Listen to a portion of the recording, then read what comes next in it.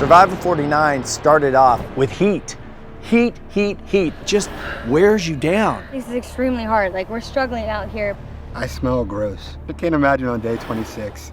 You're gonna be like way back there. This group was really funny. And the funny came from the heat. One thing that the military did teach me is embrace the suck. So when things are extra sucky, I'm extra happy. There was a correlation between how hot it was and them kind of losing their minds. I wish I could hug myself, but that's weird. We have a lot of players fans are going to relate to. If I can walk away with joy or the light at the end of the tunnel after a lot of dark years, then I will be very fulfilled. I'm married, and during the application process, we got pregnant. I gave her the option to bow out to be there.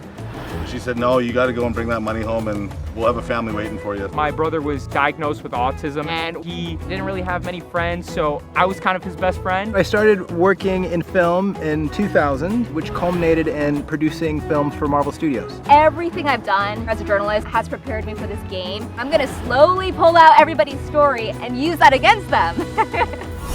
The players knew that we were not fully cast on Survivor 50. I'm not saying anybody will end up on 50. It wasn't a guarantee that we were going to take somebody from 49. But we did go into 49 saying, we're open.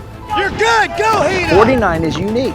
It starts off very tough and it ends very unpredictable. And in between, you have this mesh of people come together and having to figure it out. And you're gonna be guessing all along who are the two players that are gonna end up on 50.